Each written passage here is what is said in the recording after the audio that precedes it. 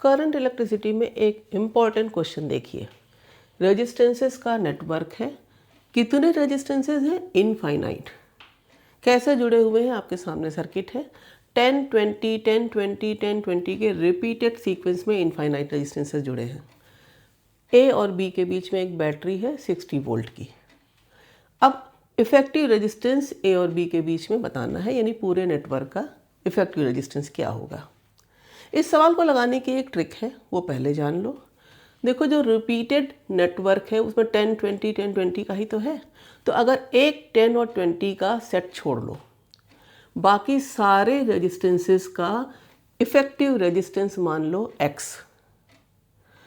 तो हम उसको कैसे बना सकते हैं? देखो, 10 20 का एक सेट छोड़ लिया, बाकी पूरे का इफेक्टिव रेजिस्टेंस x मान लिया।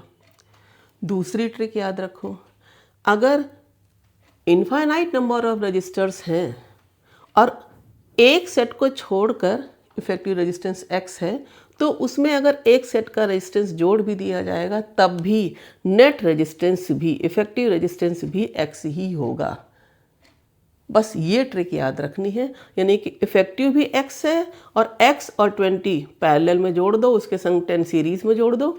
वो कैसे लिखा जाएगा? अब क्या करें? 20 और x को पैरेलल में जोड़ दिया और उसके संग जो भी आया रिजल्टेंट वो 10 के संग सीरीज में जोड़ दिया। ये पूरा का पूरा किसके बराबर है? अगेन x के बराबर।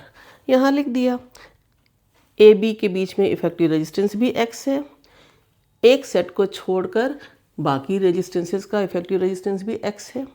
अब 20 और x को पैरेलल में जोड़ेंगे, कितना आ जाएगा? 20x upon 20 plus x। उसके संग सीरीज़ में 10 जोड़ देंगे तो इफेक्टिव भी x लिख दिया। बस इतनी ट्रिक लगानी है। अब तो क्वाड्रेटिक इक्वेशन बनेगी, क्रॉस मल्टीप्लिकेशन करके सॉल्व कर लिया, x की वैल्यू निकाल ली, वही इफेक्टिव रेजिस्टेंस है। कैसे हुआ? 10 plus 20x upon 20 plus x है। एलसीएम ले लिया, इससे x square minus 20x plus 10x minus 200 equal to 0 लिख दिया। कैसे क्वाड्रेटिक इक्वेशन को सॉल्व करते हैं? फैक्टर करते हैं। अब x की वैल्यू कितनी आ गई? 20 ओम।